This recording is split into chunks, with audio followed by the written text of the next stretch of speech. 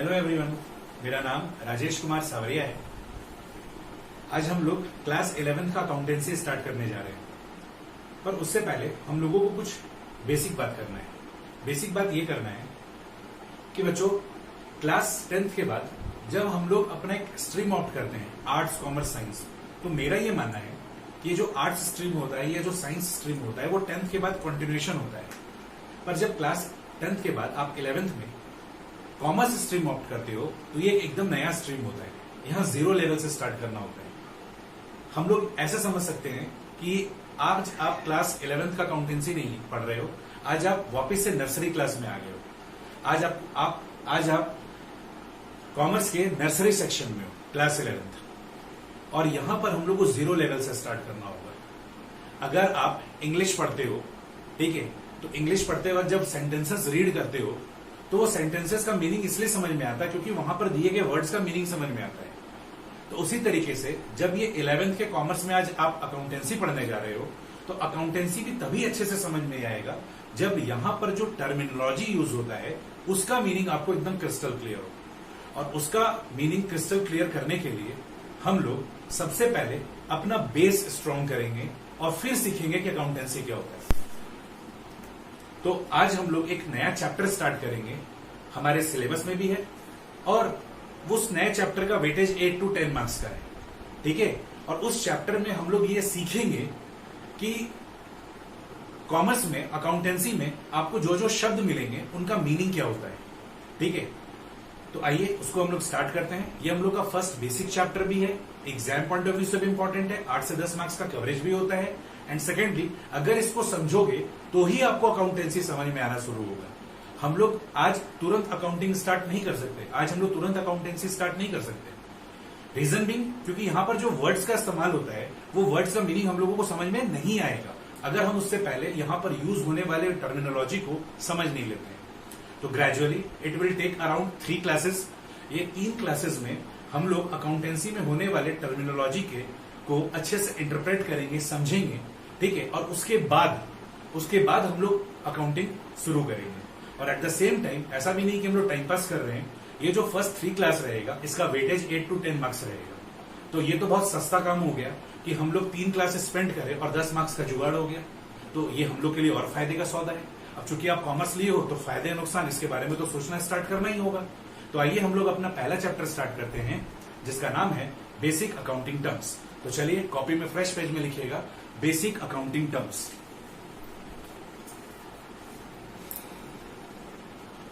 बच्चों, ये हम लोगों के चैप्टर का नाम है बेसिक अकाउंटिंग टर्म्स। वंस ये चैप्टर हम लोग कंप्लीट कर लेंगे ना, उसके बाद हम लोगों को इस सब्जेक्ट में यूज होने वाले सारे टर्मिनोलॉजी का मीनिंग भी समझ में आएगा और फिर चीजें भी समझ में आना स्टार्ट होगी। तो चलिए स्टार्ट करते हैं।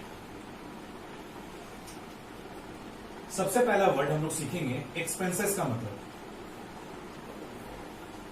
अगर हम आपसे पूछे बच्चों कि एक्सपेंसेस का मतलब क्या होता है तो क्या बताइएगा?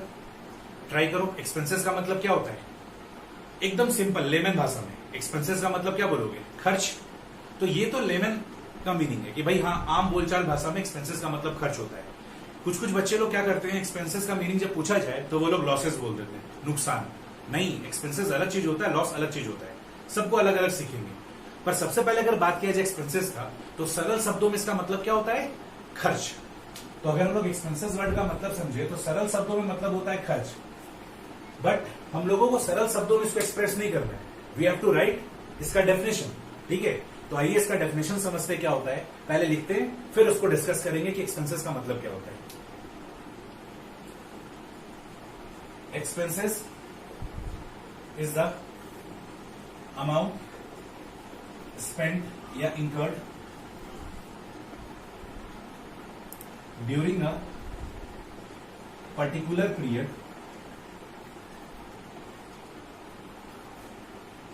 so that the benefits of the same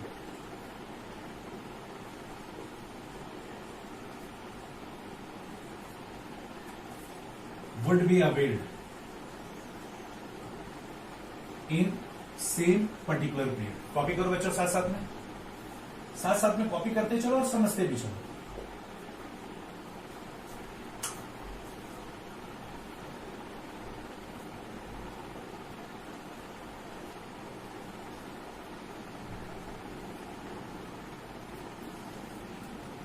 तो बच्चों एक्सपेंसेस का मतलब क्या लिखा गया है? एक्सपेंसेस का मतलब है expenses is the amount spent incurred during a particular period so that the benefits of the same would be availed in the same particular period. तो अगर हम लोग बात करें एक्सपेंसेस का, आप लोग बोले एक्सपेंसेस का सरल शब्दों में मतलब होता है खर्च। तो खर्च क्यों करते हैं? अगर हम कोई भी पैसा खर्च करते हैं, कुछ भी अगर हम खर्च करते हैं, तो इसके पीछे मेरा कुछ ना कुछ तो मोटिव होता होगा। तो हम लोग खर्च ही क्यों करते हैं? वही सवाल का जवाब यहां पर लिखा हुआ है डेफिनेशन में कि एक्सपेंसेस वो अमाउंट है जिसको एक पर्टिकुलर पीरियड में स्पेंड करते हैं ताकि बेनिफिट भी हमको उसी पीरियड में मिले। हमको एक बात बताइए, आपके यहां स्टाफ काम करते होंगे, आप उनको सैलरी देते होंगे, क्या सोच के सैलरी देते हैं? आज सैलरी ले जाओ, आना 2 साल के बाद काम करने। आप अपने लैंडलॉर्ड को रेंट देते हो, क्या सोचकर देते हो?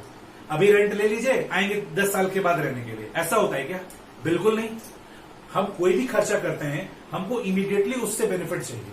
ये बात अलग है कि उससे होने वाला आउटकम बेनिफिट पॉजिटिव या नेगेटिव कुछ भी हो सकता है। तो जो बेनिफिट है वो अगर पॉजिटिव हो तो बोलते हैं फायदा है, अगर वो बेनिफिट नेगेटिव टर्म्स में हो गया तो उसी को लॉस बोलते हैं।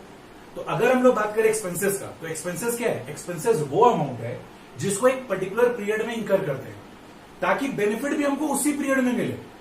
आज अगर हम देखा जाए, मई महीने में अपने स्टाफ को सैलरी देंगे, अपने लैंडलॉर्ड को मई मंथ का रेंट देंगे, तो हम चाहेंगे क्या कि मेरा स्टाफ भी हमको सर्विसेज कब दे? मई महीने में दे। लैंडलॉर्ड से हमको टेनेंसी का सर्विसेज कब मिले? मई मंथ में मिले। तो देखा जाए मेरा ऑब्जेक्टिव क्या था? ऑब्जेक्टिव यही था कि आज अगर हम कोई भी खर्चा एक पर्टिकुलर पीरियड में कर रहे हैं तो बेनिफिट भी हमको क्या है? उसी पीरियड में मिलना चाहिए। तो उसको एक्सपेंस बोला जाता है। तो एक्सपेंस क्या है? वो अमाउंट जो कि बिजनेस इंकर करता है, एक पर्सन इंकर करता है ड्यूरिंग अ पर्टिकुलर पीरियड ताकि बेनिफिट भी हमको उसी पीरियड में मिले। ठीक है, तो इसका बहुत सारा एग्जाम्पल हो सकता है। थोड़ा और डिटेल में जाते हैं तो इसको कॉपी कर लीजिए। एक्सपेंसेस का मतलब क्या है? एक्सपेंसेस वो अमाउंट है जिसको एक पर्टिकुलर पीरियड में इंकर किया जाता है ताकि बेनिफिट भी हमको उसी पीरियड में मिले। ठीक है बच्चों, अब से अगर आपसे पूछा जाए एक्सपेंसेस का मतलब क्या होता है तो आप कभी ये नहीं बोलोगे एक्सपेंसेस का मतलब खर्च, क्योंकि आज आप टेक्निकल डेफिनेशन पढ़ने जा रहे हो तो अब से आप यही टेक्निकल बात करोगे। ठीक है, there must be having a difference between a layman and a commerce student. तो आपको एक टेक्निकल मीनिंग इसका पता होना चाहिए। आप एग्जाम्स में भी यही लिखोगे। एक्सपेंसेस का मतलब क्या है? एक्सपेंसेस वो अमाउंट है जिसको एक पर्टिकुलर पीरियड में इंकर करते हैं ताकि बेनिफिट भी हमको उसी पीरियड में मिले। That is what expenses. Next अगर हम लोग बात करें टाइप्स ऑफ एक्सपेंसेस, एक्सपेंसेस कितने टाइप्स का होता है? अभी जब हम आप लोग से पूछे थे कि एक्सपेंसेस का मतलब क्या था तो आपके मन में फीलिंग आया खर्च। ठीक है, पर आप देखना एक्सपेंसेस का कितना लंबा चौड़ा डेफिनेशन होता है, कितना लंबा चौड़ा इसका मीनिंग होता है कि नहीं? तो अगर हम लोग बात करें टाइप्स ऑफ एक्सपेंसेस का, तो एक्सपेंसेस 2 टाइप्स का होता है। एक होता है डायरेक्ट एक्सपेंसेस और एक कहलाता है इनडायरेक्ट एक्सपेंसेस। कॉपी करिए इसको। एक कहलाता है डायरेक्ट एक्सपेंसेस, एक कहलाता है इनडायरेक्ट एक्सपेंसेस।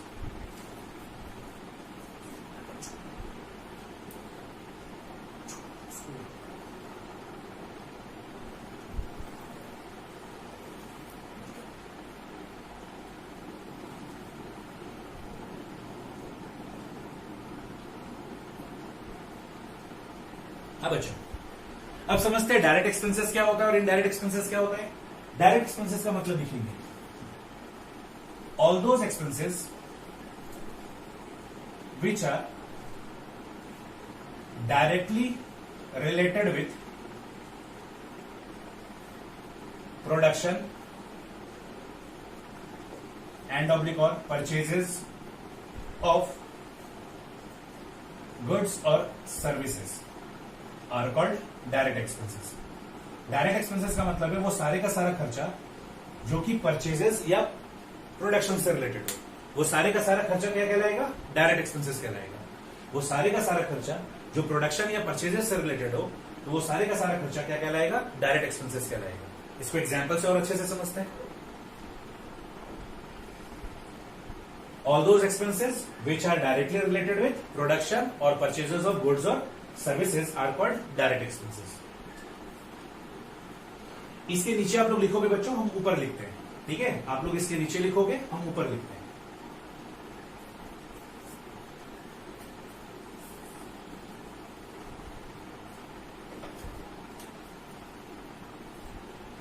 एग्जाम्पल, पहले हम लोग एग्जाम्पल समझते हैं रिलेटेड विथ परचेजेस।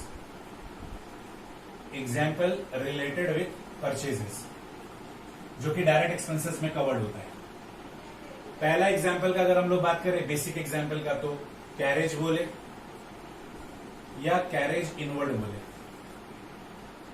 कैरेज बोला जाए या कैरेज इनवर्ड बोला जाए।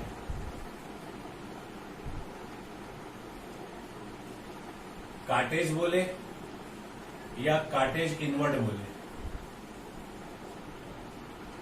फ्रेट बोलो या फ्रेट इनवर्ड बोलो। ये जो बच्चों ब्रैकेट में लिख रहे हैं ना, ये क्वेश्चंस में लिखा हुआ रहता है। क्वेश्चन में या तो कैरेज बोलता है या तो कैरेज इनवर्ड बोलता है, तो हम लोग उसे समझ जाएंगे कि ये परचेज रिलेटेड खर्चा है। तो कैरेज बोलो, कार्टेज बोलो, फ्रेट बोलो। इसके अलावा शॉर्टकट में ट्रांसपोर्टेशन चार्जेस भी बोला जाता है,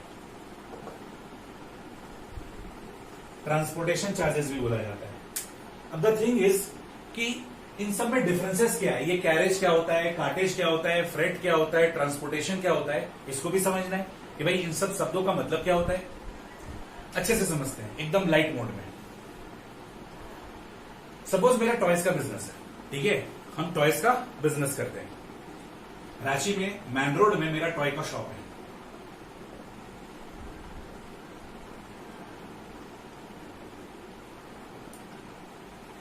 अब ये जो हम रांची में टॉय का शॉप में जो टॉयज बेचते हैं, तो ये माल हम कहीं से खरीद के बेचते होंगे।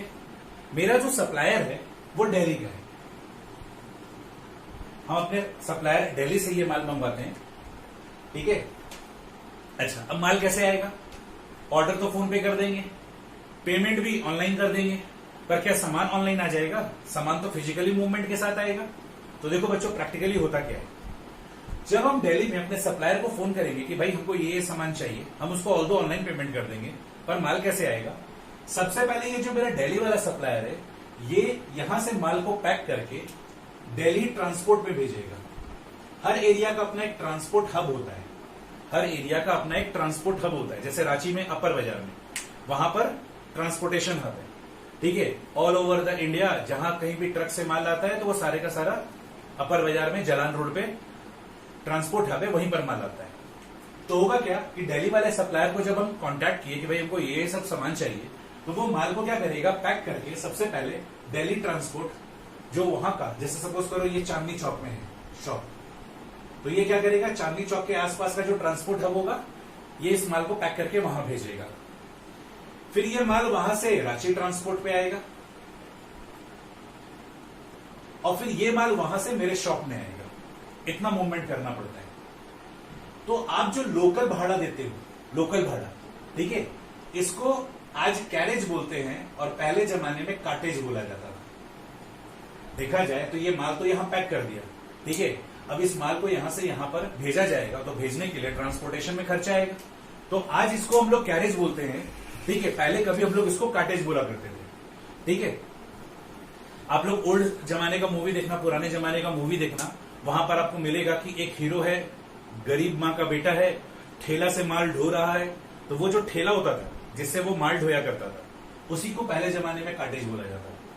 और आज क्या होता है, आज आप लोग देखते होंगे टाटा मैजिक, टीवी में भी ऐड आता है, ठीक है। पियागो का टेम्पो, तो कैरेजेस वगैरह का काम इन्हीं से कर लिया जाता है। तो देखा जाए, हम अपने लोकल बिजनेस हाउस से लोकल ट्रांसपोर्ट पे जो माल भेजवाए, तो इसका जो भाड़ा इनकर किए, इसको हम लोग क्या बोलेंगे, कैरेज या कार्टेज, ठीक है। अब ये माल यहां से रांची ट्रांसपोर्ट पे आएगा, तो one state to another state ये जो ट्रैवलिंग खर्चा होगा, इसको फ्रेट बोला जाएगा। और फिर जब ये रांची ट्रांसपोर्ट में माल आ जाएगा, तो फिर ये वहां से मेरे शॉप में आएगा, तो अगेन भाड़ा लगेगा, और उसको अगेन कैरेज या फिर कार्टेज बोलेंगे। आज के जमाने में कैरेज और पहले के जमाने में कार्टेज। तो देखा जाए, इन सारे के सारे कंप्लीट खर्चों को ट्रांसपोर्टेशन चार्जेस बोला जाता है।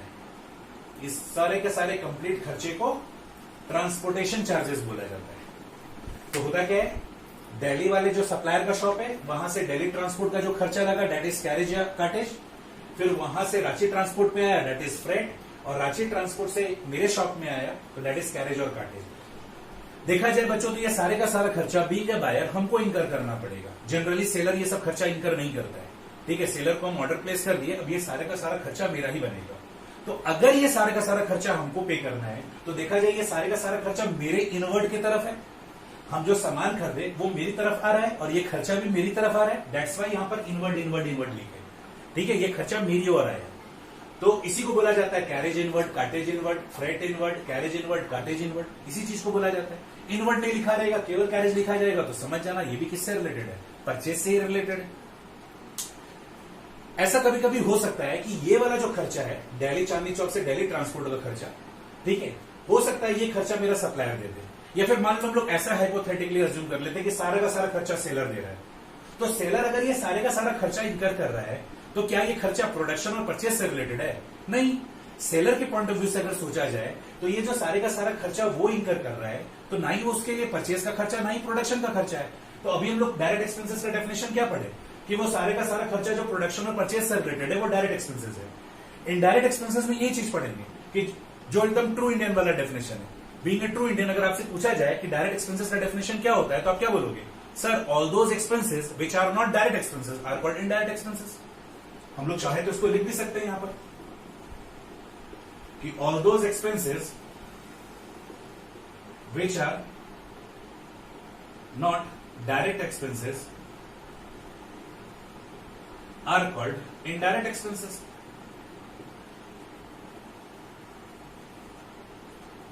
तो अगर ये सारे का सारा खर्चा सेलर इनकर करेगा तो सेलर के लिए ये खर्चा प्रोडक्शन और परचेज से रिलेटेड नहीं, क्योंकि सेलर तो ये माल हमको सप्लाई कर रहा है ना। सेलर ये सारे का सारा माल तो हमको सप्लाई कर रहा है, तो ये तो उसका सेल रिलेटेड खर्चा हो गया ना।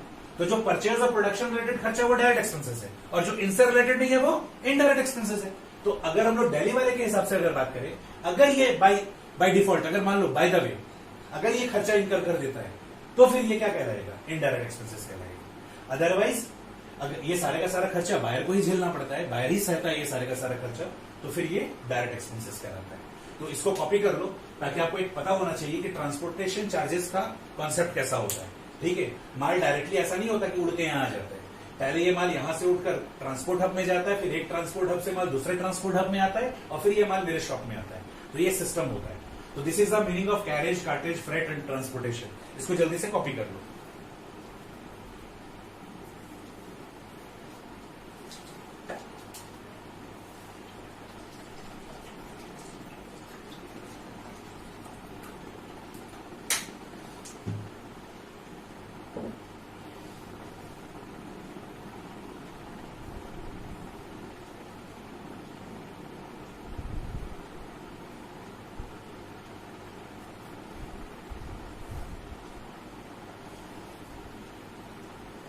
चलो बच्चों आगे बढ़ते हैं। और भी एग्जाम्पल होता है, केवल इतना ही एग्जाम्पल नहीं होता है, इसके अलावा और भी एग्जाम्पल होता है।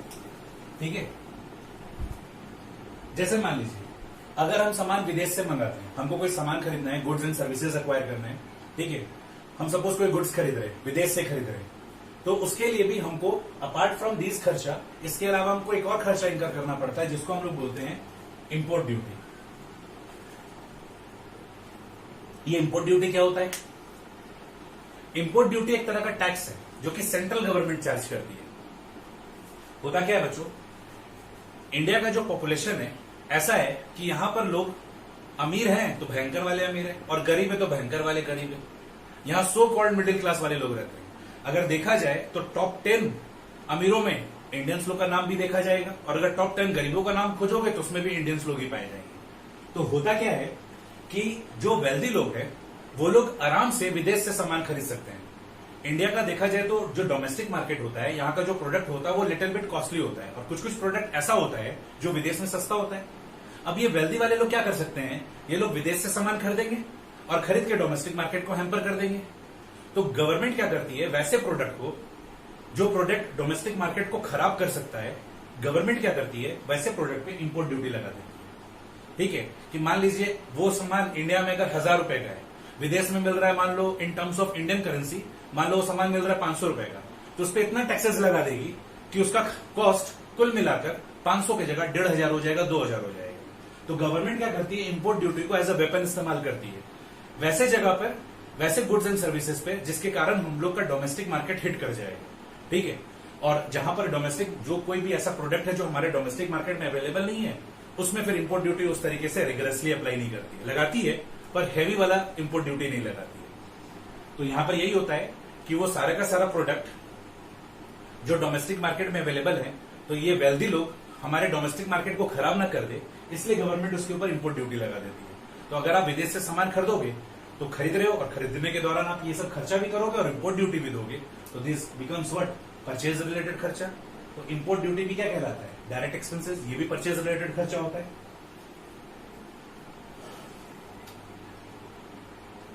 और भी बोल सकते हैं, जैसे इंडिया में ऑक्ट्रॉय ड्यूटी,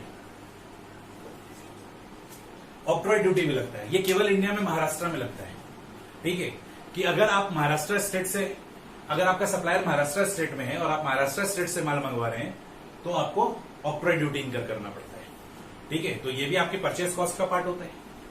तो these are the few examples. आप ईटीसी लिख दो, ठीक है। ईटीसी का मतलब क्या होता है, एक्सेट्रा नहीं, ईटीसी का मतलब होता है एंड ऑफ थिंकिंग कैपेसिटी। अभी बस इतना ही सोच सकते हैं, एक्चुअली ऐसा नहीं है।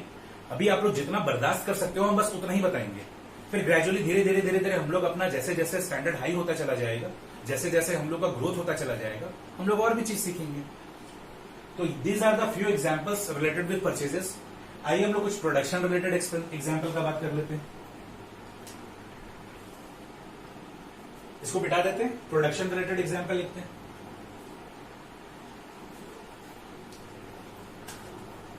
Example related with production.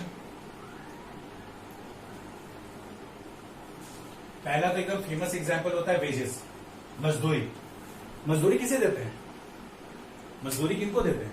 अगर मान लो हम एक मैन्युफैक्चरिंग ऑर्गेनाइजेशन है, तो हमारे पास रॉ मटेरियल होगा, उससे हम फिनिश गुड्स बनाएंगे, तो उसके लिए हम क्या, किनका हेल्प लेंगे, मजदूर लोगों का, लेबर लोगों का। तो उनको जो रेम्युनरेशन पे करेंगे उनको हम लोग क्या बोलेंगे, वेजेस। अब आप बोलोगे सर आज के जमाने में तो मशीन्स का इस्तेमाल होता है, तो सर हम लोग को मजदूर का क्या जरूरत है?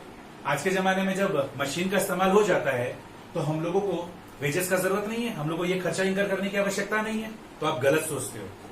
अगर आज प्रोडक्शन मशीन से हो रहा है तो अरे मशीन को चलाने के लिए भी तो इंसान चाहिए। अरे मशीन प्रोडक्शन कर देगा, पर मशीन को चलाने के लिए भी तो इंसान चाहिए। तो उस मशीन को ऑपरेट करने के लिए जो लेबर होता है उनको जो आप रेम्युनरेशन देते हो वो क्या कहलाएगा, वेजेस। इसके अलावा और भी खर्चा बोल सकते हैं, जैसे कोल, गैस एंड वाटर। ये तो नाम से समझ में आ रहा होगा, इस सब प्रोडक्शन के दौरान लगता है, ठीक है। हीट एंड लाइटिंग,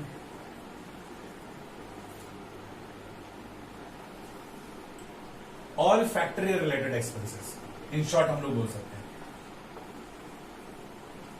एक फैक्ट्री में जितना भी खर्चा होता है वो सारा का सारा क्या कहलाएगा, प्रोडक्शन रिलेटेड खर्चा। खर्चा जो प्रोडक्शन और परचेज से रिलेटेड है उसको हम लोग क्या बोलेंगे, डायरेक्ट एक्सपेंसेस। अब वो खर्चा जो डायरेक्ट एक्सपेंसेस नहीं होगा वो क्या कहलाएगा, इनडायरेक्ट एक्सपेंसेस, ठीक है। इनडायरेक्ट एक्सपेंसेस का भी एग्जांपल ले लेते हैं, ठीक है। देखो बच्चों, हम लोग जब अकाउंटेंसी पढ़ते हैं तो हम लोगों को सोच अपना छोटा नहीं रखना, हम लोग को बड़ा सोच रखना है और बड़े सोच के साथ पढ़ना है कि हम एक बड़े फैक्ट्री का, एक बड़े ऑर्गेनाइजेशन का अकाउंटिंग करेंगे। इसीलिए आपको जो ये सब मीनिंग्स बताया जा रहा है वो बड़ा सोच के हिसाब से बताया जा रहा है। तो अपना सोच हम लोग को बड़ा रखना है। हम ये बात इसलिए बोल रहे हैं क्योंकि देखा जाए आपको मोटा मोटी तौर पे ये थोड़ा थोड़ा तो समझ में आ गया होगा। आई एम नॉट एक्सपेक्टिंग कि आप लोग को बहुत डिटेल में अच्छे से सारा का सारा बात समझ में आ रहा होगा, लेकिन एक मोटा मोटी ओवरव्यू समझ में आ रहा होगा। मेरा ऑब्जेक्टिव ही यही है कि स्टार्टिंग के 3 क्लास में हम आपको वर्ड मीनिंग से रूबरू करवा दें। फिर तो हम लोग को साल भर प्रैक्टिस करना है, हम लोग बहुत कुछ सीखेंगे, बहुत कुछ सीखेंगे। ये सब चीज में प्रैक्टिस करेंगे तो हम लोग का कंसेप्ट धीरे धीरे धीरे धीरे क्लियर होता चला जाएगा। आज हम आप लोग को जो कुछ भी पढ़ा रहे हैं आप लोग उसको विजन कर रहे हो, सोच रहे हो, ठीक है। लेकिन जब सम्स बनाएंगे तो वो सब चीज दिखेगा तो और प्रैक्टिकली क्लियर होगा। तो अगर हम एक बड़ा सोच के साथ अगर बात करें तो एक बड़े ऑर्गेनाइजेशन में क्या है, एक उसका फैक्ट्री है और एक उसका ऑफिस होगा। तो फैक्ट्री में जो बिजली बिल देते होंगे, फैक्ट्री का जो रेंट देते होंगे, फैक्ट्री के स्टाफ को सैलरी देते होंगे, वो सारे का सारा डायरेक्ट एक्सपेंसेस कहलाएगा, क्योंकि ये सारे का सारा फैक्ट्री रिलेटेड खर्चा यहाँ आ रहा है। पर एक बड़े ऑर्गेनाइजेशन में फैक्ट्री के अलावा जो भी अदर चीज है, लाइक ऑफिस, एक ऑफिस होगा, उसका वेयर हाउस होगा, ठीक है। तो उनसे रिलेटेड जो खर्चा करेंगे वो क्या कहलाएगा, इनडायरेक्ट एक्सपेंसेस। वो सारे का सारा खर्चा जो डायरेक्ट एक्सपेंसेस में कवर नहीं हो रहा वो किसमें कवर होगा, इनडायरेक्ट एक्सपेंसेस में। तो फैक्ट्री रिलेटेड सारा का सारा खर्चा डायरेक्ट एक्सपेंसेस में कवर हो गया। तो फैक्ट्री के अलावा क्या खर्चा हो सकता है, ऑफिस का खर्चा हो सकता है, वेयर हाउस का खर्चा हो सकता है। तो ऑफिस का रेंट दोगे, वेयर हाउस का रेंट दोगे, ठीक है। ऑफिस रिलेटेड जो भी खर्चा करोगे, वेयर हाउस रिलेटेड जो भी खर्चा करोगे, उसका बिजली बिल दोगे, उसके स्टाफ का सैलरी दोगे, सब किसमें आ जाएगा, इनडायरेक्ट एक्सपेंसेस में। मतलब वर्ड याद करोगे तो कंफ्यूजन हो जाएगा। अगर आप ऐसे लर्न करोगे कि सैलरी और रेंट इनडायरेक्ट एक्सपेंसेस होता है, ठीक है, वेजेस डायरेक्ट एक्सपेंसेस होता है, तो फिर कंफ्यूजन हो जाएगा। आपको ऐसे समझना है कि वो सारे का सारा खर्चा जो प्रोडक्शन और परचेज से रिलेटेड है, वो सारे का सारा खर्चा जो फैक्ट्री से रिलेटेड है, वो डायरेक्ट एक्सपेंसेस है। इसके अलावा जो खर्चा होगा वो इनडायरेक्ट एक्सपेंसेस है। अगर आप अपने फैक्ट्री स्टाफ को सैलरी दोगे तो वो डायरेक्ट एक्सपेंसेस है, पर अगर आप अपने ऑफिस स्टाफ को सैलरी दोगे, सेल्समैन को सैलरी दोगे, कमीशन दोगे, तो वो सब किस में आएगा? इनडायरेक्ट एक्सपेंसेस में आएगा। क्योंकि वो सारे का सारा, यहां पर क्या लिखा गया इनडायरेक्ट एक्सपेंसेस का मतलब, वो सारे का सारा खर्चा जो डायरेक्ट एक्सपेंसेस नहीं है वही क्या है? इनडायरेक्ट एक्सपेंसेस है। तो यहां पर एग्जांपल में क्या आ जाएगा? All expenses related with office, warehouse, like office rent,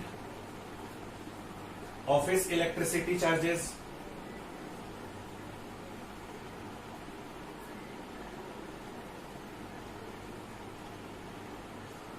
godown rent, etcetera. Now अब सबसे मोस्ट इंपॉर्टेंट बात कि सर अगर हमको क्लियर नहीं होगा क्वेश्चन में कि वो खर्चा फैक्ट्री का है कि ऑफिस का है, तो क्या मानेंगे? मतलब वो खर्चा डायरेक्ट या इनडायरेक्ट है तो क्या मानेंगे? हम लोग इनडायरेक्ट एक्सपेंसेस मान लेंगे।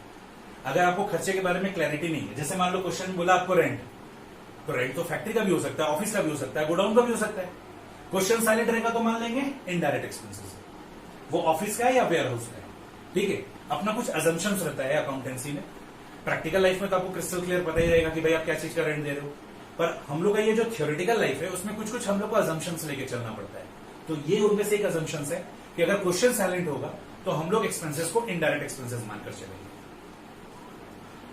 तो आप इस बात को यहां नीचे में नोट में लिख सकते हो, if question is silent then the given expenses is indirect expenses।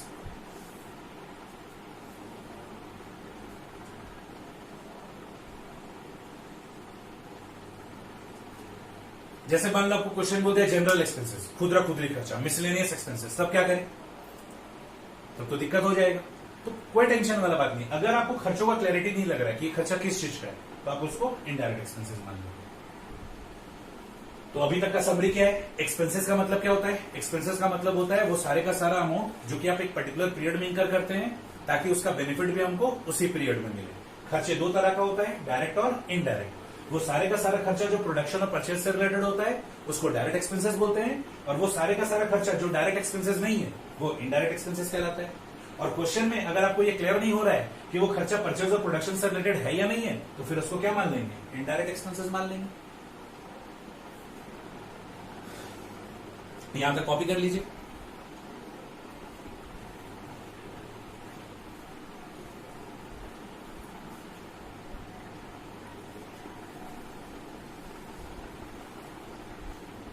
Next बच्चों, अब एक और बात किया जाए।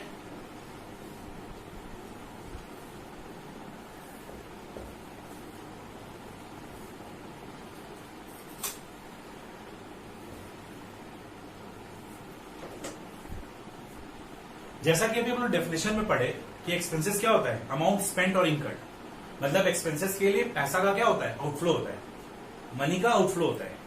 तो पेमेंट पॉइंट ऑफ व्यू से बात करो बच्चे, तो एक्सपेंसेस में दो सिचुएशन हो सकता है। जितना का खर्चा है अगर आप फुल्ली पेमेंट कर देते हो तो वेल एंड गुड, पर अगर कम पेमेंट कर रहे हो तो उसको लेमन भाषा में क्या बोलते हैं? Outstanding expenses. आउटस्टैंडिंग का वो लेमन इंग्लिश मीनिंग नहीं निकाल देना है, बहुत सुंदर आउटस्टैंडिंग एक्सपेंसेस वो नहीं होता है, बहुत सुंदर। एक कहलाता है आउटस्टैंडिंग एक्सपेंसेस और एक कहलाता है प्रीपेड एक्सपेंसेस। आउटस्टैंडिंग एक्सपेंसेस का मतलब ये नहीं होता है बहुत सुंदर खर्चा, ये इसका मीनिंग नहीं होता है। आउटस्टैंडिंग एक्सपेंसेस का मतलब क्या होता है? वो खर्चा जिसका आपने बेनिफिट ले चुका है पर आपने उसका पेमेंट नहीं किया है। अगेन रिपीटिंग, वो सारे का सारा खर्चा जिसका आपने पेमेंट कर वो सारे का सारा खर्चा जिसका आपने बेनिफिट उठा चुका है पर आपने उसका पेमेंट नहीं किया है। एग्जाम्पल से समझते हैं। पहले लिख लो, all those expenses from which benefits availed but payment not made. इसको एग्जाम्पल से समझते हैं, ठीक है। सपोज करिए आप अपने स्टाफ को क्या करते हैं, पूरे साल भर 12 महीने खटाते हैं, ठीक है, पूरा 12 महीना खटाए, लेकिन आप उसको 11 महीने का सैलरी दिए, 1 महीने का सैलरी नहीं दिए। क्यों नहीं दिए? पैसे का दिक्कत था, इसलिए भी 12 महीने की जगह 11 महीने का सैलरी दिया। ऐसा नहीं कि 1 महीने का सैलरी देना नहीं, देना है, पर अभी क्या है, ये 12 महीना खटाए, उसको 11 महीने का सैलरी दिए, 1 महीने का सैलरी कुछ दिन के बाद दे देंगे। तो देखा जाए आपने बेनिफिट तो पूरे 12 महीने का लिया, पर पेमेंट कितने दिन का किया? 11 महीने का। तो देखा जाए वो जो 1 महीना था उसका आपने बेनिफिट लिया पर पेमेंट नहीं किया। तो that is the example of what? Outstanding expenses. उसको बोलेंगे आउटस्टैंडिंग सैलरी। सेम ऐसा ही हो सकता है, जैसे मान लो लैंडलॉर्ड है, ठीक है, आप टेनेंसी में हो, ठीक है, आप अपने लैंडलॉर्ड को, आप 12 महीना रहे और अपने लैंडलॉर्ड को मान लीजिए 10 महीने का रेंट दिए, 2 महीने का रेंट नहीं दे पाए, तो क्या कहलाएगा? बेनिफिट तो आपको पूरे 12 महीने का मिला, पर पेमेंट आपने 10 महीने का किया। तो वो जो 2 महीना था उसका आपने बेनिफिट लिया पर पेमेंट नहीं किया, तो उसको बोला जाएगा आउटस्टैंडिंग एक्सपेंसेस। दैट इज, उसको बोलेंगे आउटस्टैंडिंग रेंट। एटीसी लिख दो, क्योंकि अभी हम लोगों को थोड़ा थोड़ा चीज समझना है, ओवरव्यू लेते जाना है। नेक्स्ट हम लोग बात करते हैं प्रीपेड एक्सपेंसेस का। ये जस्ट उल्टा होता है, वो सारे का सारा खर्चा है जिसका हमने पेमेंट कर दिया है पर बेनिफिट नहीं मिला। All those expenses for which payment made but benefit not availed, but benefits not availed. Same यही 2 एग्जाम्पल ले लेते हैं, ठीक है। हम अपने स्टाफ को पूरा 12 महीने खटाए, ठीक है, और मेरा स्टाफ हमसे 15 महीने का सैलरी ले लिया, ठीक है।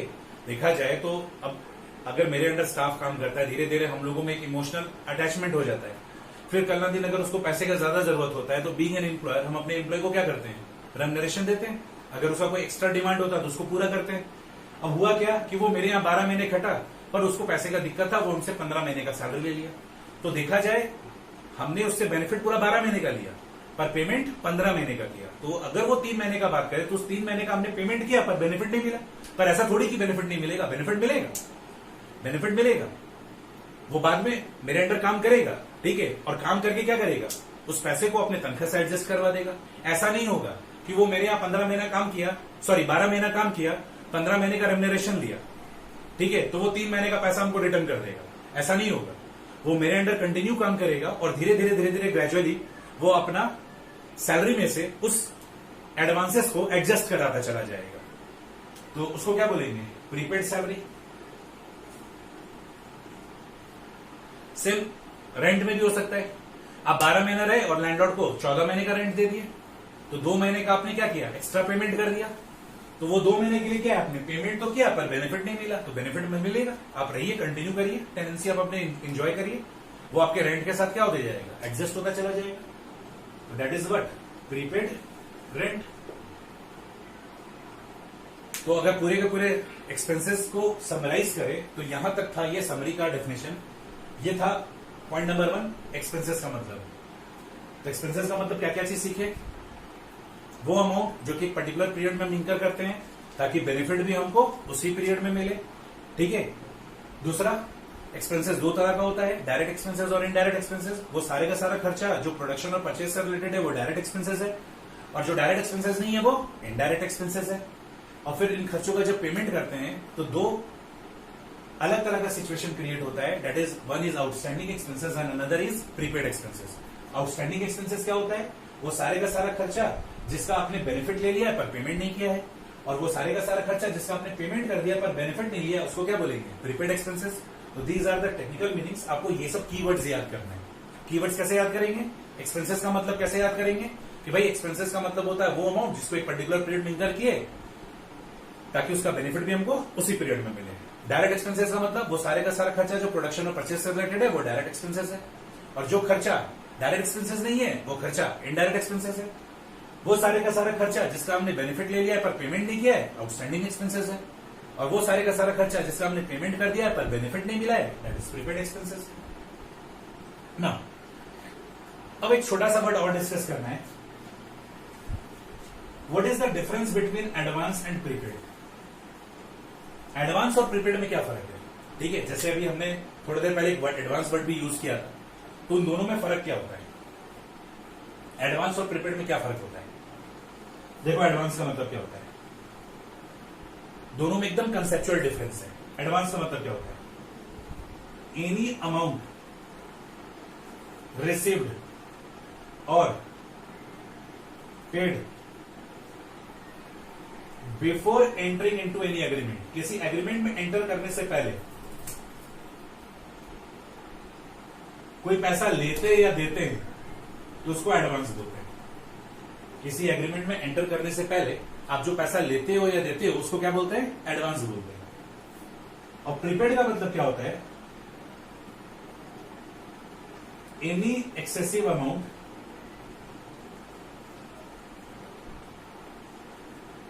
received or paid after entering into any agreement.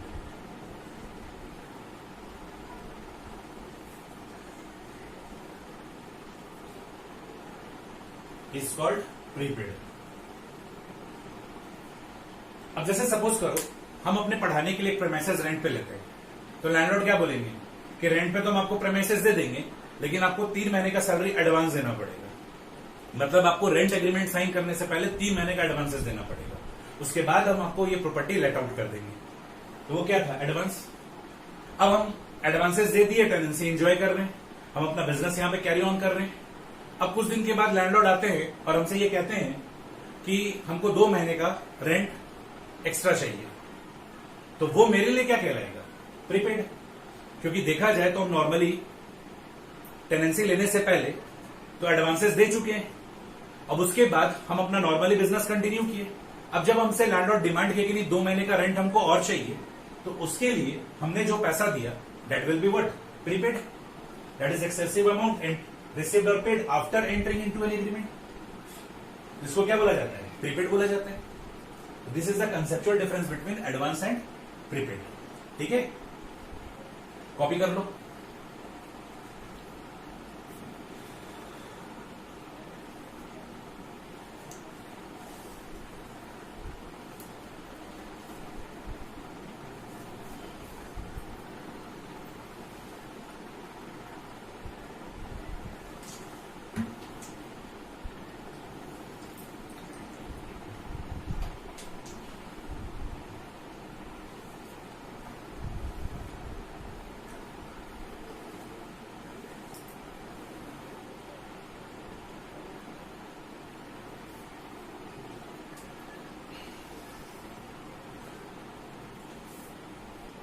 तो एडवांसेस का क्या डेफिनेशन लिखा गया है? एनी अमाउंट रिसीव्ड और paid before entering into any agreement. Agreement enter करने से पहले कुछ भी पैसा लिए या दिए तो उसको बोलेंगे एडवांस। और एग्रीमेंट एंटर करने के बाद कोई भी एक्स्ट्रा पैसा लिए या दिए तो उसको क्या बोलेंगे? प्रीपेड। ये प्रीपेड है और ये प्रीपेड एक्सपेंसेस है, दोनों में फर्क है। यहाँ एक प्रीपेड वर्ड को समझाया गया और यहाँ एक पर्टिकुलरली प्रीपेड एक्सपेंसेस को समझाया गया। यहां पर लिए दिए दोनों का बात हो रहा है।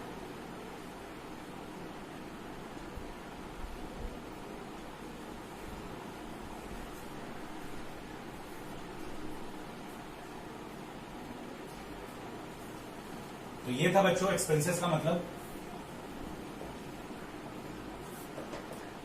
अब आइए पॉइंट नंबर 2 बात करते हैं, डेटर्स।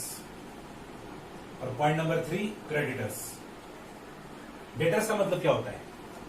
वो पर्सन जिनको हम उधार में गुड्स एंड सर्विसेज देते हैं, वो पर्सन जिनको हम उधार में गुड्स और सर्विसेज देते हैं during a normal course of business, तो उसको बोला जाता है डेटर्स। डेटर्स का मतलब क्या होता है? The person to whom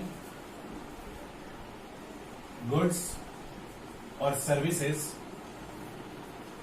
are sold or provided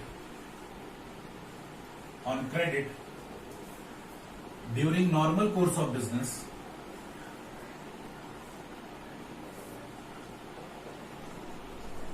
is called debtors। ठीक है, डेट का मतलब होता है उधार, और डेटर वर्ड बना है डेट प्लस होल्डर से। जो उधार का होल्डर हो दैट इज डेट होल्डर, यानी डेटर। तो डेटर क्या है? वो पर्सन जिनको हम उधार में गुड्स एंड सर्विसेज देते हैं during a normal course of business, तो इसको क्या बोला जाता है? डेटर्स बोला जाता है। नाउ तीसरा अगर बात किया जाए क्रेडिटर्स का, तो क्रेडिटर्स क्या है? क्रेडिटर्स मतलब सप्लायर, जिनसे हम उधार में गुड्स एंड सर्विसेज लेते हैं। क्रेडिटर्स बोलो या सप्लायर बोलो, ठीक है। द पर्सन फ्रॉम होम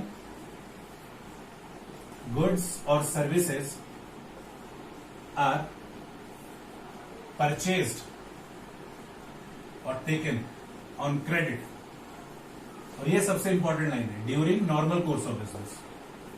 जो नॉर्मली सबको मिलता है वही हमको मिल रहा है, जो नॉर्मली हम दूसरों को देते हैं वही हम सामने वाले को नॉर्मल कोर्स ऑफ बिजनेस में दे रहे हैं, इज कॉल्ड क्रेडिटर। तो वो पर्सन जिनसे हमको उधार में गुड्स और सर्विसेज मिलता है during normal course of business, तो जो पर्सन हमको उधार में गुड्स एंड सर्विसेज दिया उसको हम क्या बोलेंगे? क्रेडिटर बोलेंगे या फिर सप्लायर बोलेंगे। तो आप लोगों को ये सारे का सारा वर्ड मीनिंग गो थ्रू करना है बच्चों, और अभी पैनिक नहीं करना है, ठीक है, परेशान नहीं होना है। अभी आपको लग रहा होगा कि ये डेफिनेशन क्यों कर रहे हैं, बट ये बहुत इंपॉर्टेंट है। बिलीव मी, जब आप 4th क्लास अटेंड करोगे अकाउंटिंग इक्वेशन का, और अगर आपको ये सब वर्ड का मीनिंग नहीं पता था तो बहुत परेशान हो जाओगे। ये ऐसा पेपर नहीं है कि हम आपको फर्स्ट मोमेंट से ही हम आपको प्रैक्टिकल सॉल्व करवाना स्टार्ट करवा दें। अभी हम आपको जैसे बताएं कि इंग्लिश लिटरेचर अगर पढ़ना है तो उसमें यूज होने वाले वर्ड्स का मीनिंग हमको पता होना चाहिए। क्वेश्चन ही लिखा हुआ रहेगा अजीब टाइप से, तो आपको उसका मीनिंग ही समझ में नहीं आएगा। लेकिन अगर आप इन टर्मिनोलॉजी को पढ़ोगे तो आपको धीरे धीरे उसका मीनिंग समझ में आएगा कि हाँ ये बोलना क्या चाह रहा है, ये कहना क्या चाह रहा है। तो आज हम आप लोग के साथ 3 डेफिनेशन कवर किए, अराउंड 14-15 डेफिनेशन कवर करना है 3 क्लासेस में, ठीक है। तो मोटा मोटी तौर पे आज हम 3 डेफिनेशन आप लोग के साथ कवर किए हैं, ठीक है। इसके आगे भी हम लोग नेक्स्ट क्लास में कंटिन्यू करेंगे, पर प्लीज इसको अच्छे से गो थ्रू करना, ठीक है। और अपने आप को मौका दो ताकि आप क्लास 11th कॉमर्स के एनवायरमेंट में एडजस्ट हो जाओ, और उसके बाद after 5 class you will start feeling comfortable, ठीक है। ये एकदम हम आपको क्या बोले, ये क्लास 11th का जो ये कॉमर्स होता है, ठीक है, कॉमर्स स्ट्रीम होता है, ये जस्ट नर्सरी है। आप वापिस से नर्सरी क्लास में आ गए और आपको 0 लेवल से पढ़ाई करना है, और आपको 0 लेवल से स्टार्ट किया गया है। आपको बताया गया है कि एक्सपेंसेस का मतलब क्या होता है। आपको पता था एक्सपेंसेस का मतलब खर्चा होता है, लेकिन खर्च बोलने से काम नहीं चलेगा। अब आपको बोलना पड़ेगा कि एक्सपेंसेस का मतलब होता है वो अमाउंट जिसको एक पर्टिकुलर पीरियड में इंकर करते हैं ताकि बेनिफिट भी हमको उसी पीरियड में मिले। खर्चे 2 तरह के होते हैं, डायरेक्ट और इनडायरेक्ट। वो सारे का सारा खर्चा जो प्रोडक्शन और परचेज से रिलेटेड है वो डायरेक्ट एक्सपेंसेस है, एंड वो सारे का सारा खर्चा जो डायरेक्ट एक्सपेंसेस नहीं है वो इनडायरेक्ट एक्सपेंसेस है। आपको डायरेक्ट एक्सपेंसेस का एग्जांपल समझ के चलना है कि carriage, freight, octroi, these are the examples. और इस सब का मतलब क्या होता है हमने आपको बताया था कि कैरेज किसको बोला जाता है, कार्टेज किसको बोला जाता है, फ्रेट किसको बोला जाता है। ये सब का मीनिंग समझना बहुत ज्यादा जरूरी है। इसके अलावा अगर हम लोग बात करें तो वो सारे का सारा खर्चा जो फैक्ट्री से रिलेटेड है वो डायरेक्ट एक्सपेंसेस है, और वो सारे का सारा खर्चा जो फैक्ट्री से रिलेटेड नहीं है, यानी जो ऑफिस का खर्चा है, जो वेयर हाउस का खर्चा है, वो इनडायरेक्ट एक्सपेंसेस है। इनडायरेक्ट एक्सपेंसेस तो बहुत सिंपल है, वो सारे का सारा खर्चा जो डायरेक्ट एक्सपेंसेस में कवर नहीं होगा वो सारे का सारा इनडायरेक्ट एक्सपेंसेस में कवर होगा। फिर हमने आपको बताया कि एक्सपेंसेस में 2 सिचुएशन भी होता है, आउटस्टैंडिंग एक्सपेंसेस और प्रीपेड एक्सपेंसेस। वो सारे का सारा खर्चा जिसका हमने बेनिफिट ले लिया पर पेमेंट नहीं किया है, दैट इज आउटस्टैंडिंग एक्सपेंसेस। यही सब कीवर्ड्स याद करना है आपको कि वो खर्चा जिसका हमने बेनिफिट लिया, पेमेंट नहीं किया, या फिर पेमेंट किया पर बेनिफिट नहीं लिया, दैट इज प्रीपेड एक्सपेंसेस। तो ये कीवर्ड से आपको सेट करना है अपने दिमाग में। फिर हमने आपको बताया डेटर का मतलब, वो पर्सन जिनको आप उधार में गुड्स एंड सर्विसेज देते हैं during normal course of business. मतलब अगर आपका पॉलिसी है कि आप सबको 2 महीने का उधार दोगे, तो ऐसा नहीं कि सबको 2 महीने का उधार दोगे। आपका एक पॉलिसी है कि हम 2 महीने का मैक्स टू मैक्स उधार देंगे, तो आप किसी कस्टमर को 10 महीने का उधार देते हो, किसी को 10 दिन का उधार देते हो, किसी को 15 दिन का उधार देते हो, किसी को 1.5 महीने का उधार देते हो, किसी को 2 महीने का उधार देते हो, पर 2 महीने से ज्यादा का उधार नहीं देते हो। आपका एक पॉलिसी फिक्स किया हुआ है, तो वही है during normal course of business. Normal course of business में आप जैसे दूसरों को उधार में गुड्स एंड सर्विसेज देते हैं वैसे ही आप दे रहे हैं, तो जिनको आप दे रहे हैं वो कहलाएंगे डेटर्स, और जिनसे ले रहे हैं उनको क्या कहेंगे, क्रेडिटर्स। तो आपको ये याद करना है। आपको फर्स्ट 5 क्लास पेशेंसिव होना ही पड़ेगा बच्चों। फर्स्ट 5 क्लास एकदम पेशेंसिव होकर समझो, फिर धीरे धीरे आपको अकाउंट्स में कंफर्टेबल जोन में आप आते चले जाओगे। आप डे 1 में पूरा का पूरा अकाउंट्स नहीं सीख सकते, you have to wait and watch, और आपको अच्छे से इन चीजों को समझना है। ठीक है बच्चों, ये उम्मीद करते हैं कि नेक्स्ट क्लास से पहले आप ये 3 डेफिनेशन पूरा मगअप कर चुके होंगे। ठीक है, तो नेक्स्ट क्लास में हम लोग मिलते हैं और फिर 4th डेफिनेशन से कंटिन्यू करेंगे। Okay, thank you.